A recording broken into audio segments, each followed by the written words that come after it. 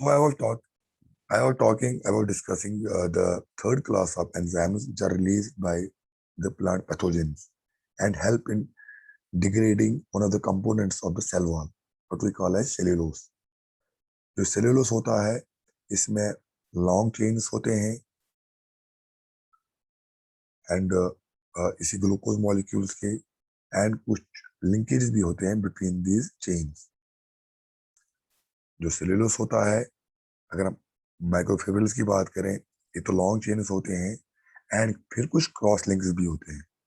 And those enzymes, those class of cellulases which help in cleaving the cross linkage between the chains of these cellulose microfibrils, they are called as C1 cellulases. अगर main chains की बात करें, कुछ सेल्यूलेस type ऐसे होते हैं जो इन लॉन्ग चेन्स को शॉर्टर चेन्स में ब्रेक करते हैं. They are called as C2 cellulases. अब शॉर्टर चेन्स बन गई. अब एक थर्ड क्लास ऑफ सेल्यूलोस है जो इन शॉर्टर चेन्स को फिर से डिग्रेड करेगा इनटू द डाइसैकेराइड्स, जिसको हम बोलते हैं सेलोबायोस. अब वो वाले जो सेल्यूलोस हैं जिनको उनको बोलते हैं CX सेल्यूलोसिस.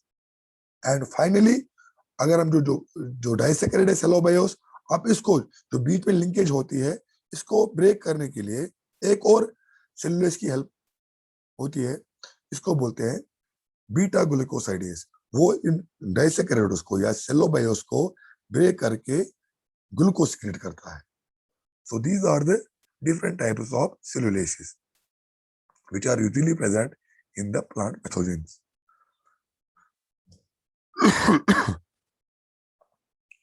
अब ये जो सेल्यूलोज डिग्रेडिंग एंजाइम्स हैं जिनको हम सेल्यूलोसिस बोलते हैं, ये डिफरेंट टाइप्स ऑफ पैथोजन में पाए जाते हैं, जैसे फंजाई में, बैक्टीरिया में, निमेटोड्स में एंड ऑलमोस्ट जितने भी पैरासिटिक हायर प्लांट्स हैं इन सब में ये सेल्यूलोसिस पाए जाते हैं. अब तीसरा जो चौथा क्लास जो है उसको बोलते हैं हेमोसेल्यूलोसिस. मैंने ये भी कहा जो क्रॉस लिंकिंग ग्लाइकान है, अगर हमारे पास ये ग्लाइकान जो हैं जो सेल्यूलोस के बने हुए होते हैं, इनमें जो क्रॉस लिंक्स छोटे छोटे क्रॉस लिंक्स बने हुए होते हैं वो भी ग्लाइकान ही है, इनको बोलते हैं हेमोसेल्यूलोसिस.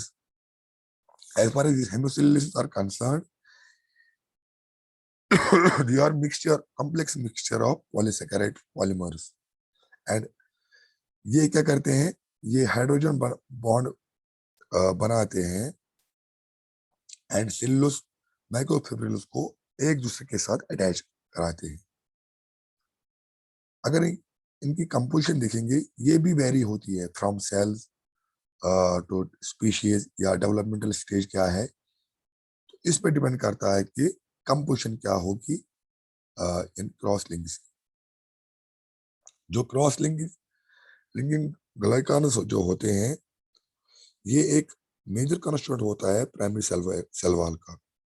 एंड कुछ इनमें ये जो क्रॉस लिंकिंग ग्लाइकान्स हैं कुछ मिडिल लैमेला में भी प्रेजेंट होते हैं एंड कुछ सेकेंडरी सेल वॉल में भी पाए जाते हैं. अब ये जो हेमिसेल्यूलोज पॉलीमर्स हैं इनमें मेनली आते हैं ज़ाइलोग्लाइकान्स, ग्लूकोमैनान्स, गैलेक्टोमैनान्स, अरेबिनोगैलेक्टेंस. मैं ये कह रहा हूं कि जो हेमिसेल्यूलोज है इनमें भी जो कंपोजिशन होती है वो वेरी होती है. इनमें कुछ कंपाउंड जो पाए जाते हैं वो यूजुअली होते हैं ज़ाइलोग्लूकान्स, ग्लूकोमैनान्स, गैलेक्टोमैनान्स, अरेबिनोगैलेक्टोमैनान्स, ये प्रेजेंट होते हैं. एंड इनको डिग्रेड करने के लिए जो हेमिसेल्यूलोज है इसको डिग्रेड करने के लिए भी एंजाइम प्रेजेंट होते हैं जिनको हम बोलते हैं हेमोसेल्यूलोसिस. देन डिपेंडिंग ऑन कि हेमोसेल्यूलोज जो होता है सेल्यूलोज इसमें कौन से कंपोनेंट्स प्रेजेंट होते हैं, तो on that we have got different types of hemicelluloses. जैसे ज़ैलिनेस, अगर ज़ाइलोग्लूकान कंपोनेंट होगा तो उसको ब्रेक करने के लिए, डिग्रेड करने के लिए जो हेमोसेल्यूलोज है उसको बोलते हैं ज़ैलिनेस. इसी तरह we have got galactanases, glucanases, arabinases, mannases. So these are the different types of hemocellulases which are present in some of the plant pathogens and help in degradation of the cellulose, hemicellulose sorry.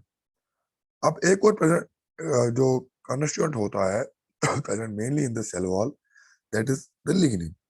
जो lignin, as far as lignin is concerned, वो usually present होता है middle lamella में and secondary cell wall में भी पाया जाता है xylem cells के.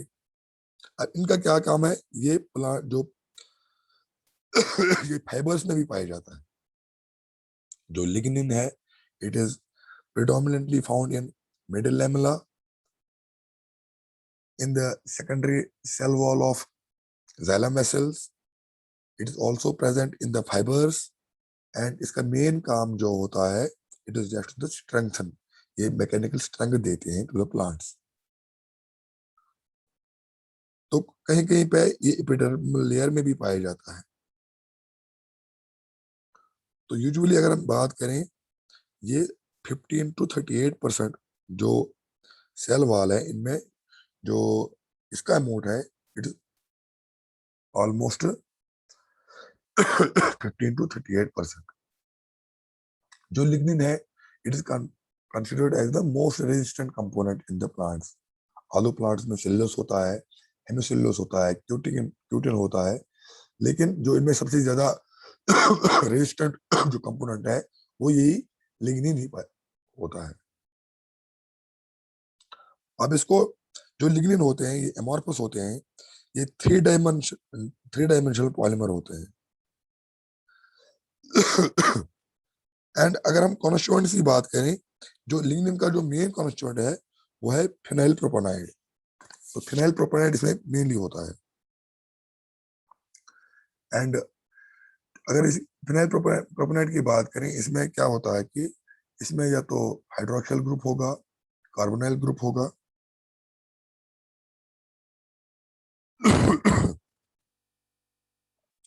तो जितने भी एंजाइम डिग्रेडेशन होता है प्लांट सेल वॉल मटेरियल का, सबसे जो रेजिस्टेंट मटेरियल, मैं फिर से दोहराऊंगा, जो सबसे रेजिस्टेंट होता है वो यही लिग्निन ही होता है.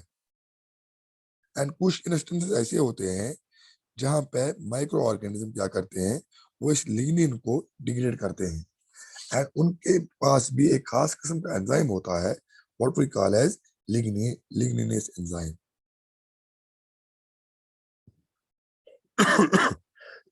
जो लिग्निनेस एंजाइम होता है वो यूजुअली प्रेजेंट होता है डिसिड्यूस स्पीसीज में, जिनको व्हाइट रॉड फंगी बोलते हैं. हर किसी क्लास में नहीं होता है, बल्कि एक खास क्लास है बेसिडोमाइसीटीज का, जिनको हम बोलते हैं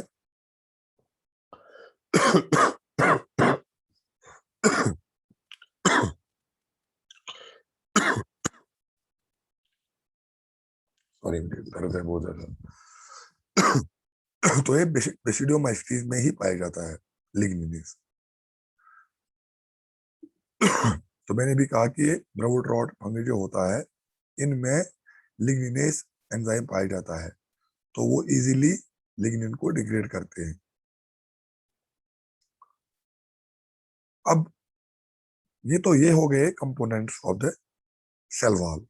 अब अपार्ट फ्रॉम सेल वॉल अगर हम आगे की बात करें, तो और भी कंपोनेंट्स होते हैं, जैसे कुछ पैथोजन ऐसे होते हैं जो डिग्रेड करते हैं not only on the cell wall but also the components of the cell membrane, या जो अंदर प्रोटोप्लास्ट में होता है उसको डिग्रेड करते हैं. अब इसमें जो कंपोनेंट्स होते हैं, जैसे we have got protein, lipids, तो इनको भी डिग्रेड अगर करना हो तो there are also some enzymes which are present in the pathogens and help in the pathogenesis. तो लाइपेसेस एंजाइम्स ऐसे होते हैं जो एक्ट करते हैं ऑन द लिपिड्स. हमें पता है, जो अगर हम प्लाज्मा मेम्ब्रेन की बात करें, तो इसमें जो लिपिड बाइलेयर होती है, तो इसमें मेनली लिपिड्स ही होते हैं. जो मेम्ब्रेन होता है, इसमें तो मेनली दो ही कॉन्स्टिट्यूएंट्स होते हैं, एक लिपिड्स और प्रोटीन. तो लाइपेसेस जो एंजाइम्स होते हैं, जो लाइपेसेस होते हैं, वो लिपिड्स को ब्रेक डाउन करते हैं. इसी तरह जो प्रोटीन्स होते हैं, वे नो जो प्रोटीन्स होते हैं, they are composed of the amino acids. इनमें पेप्टाइड लिंकेज होती हैं. एंड जो प्रोटीन्स होते हैं वो एंजाइम्स बनाते हैं, वो they form the part of the membranes.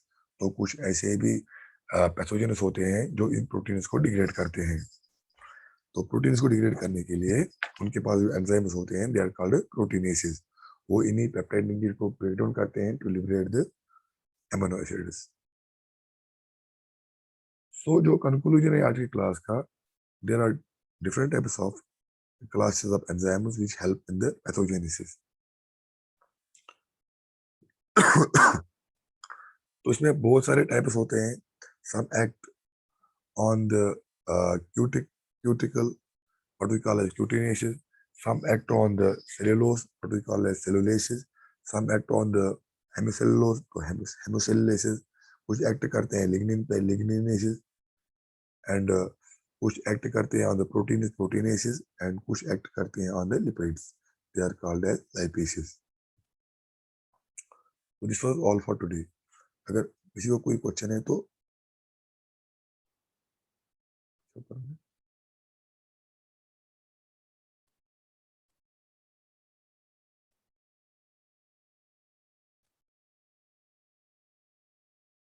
this is all for today.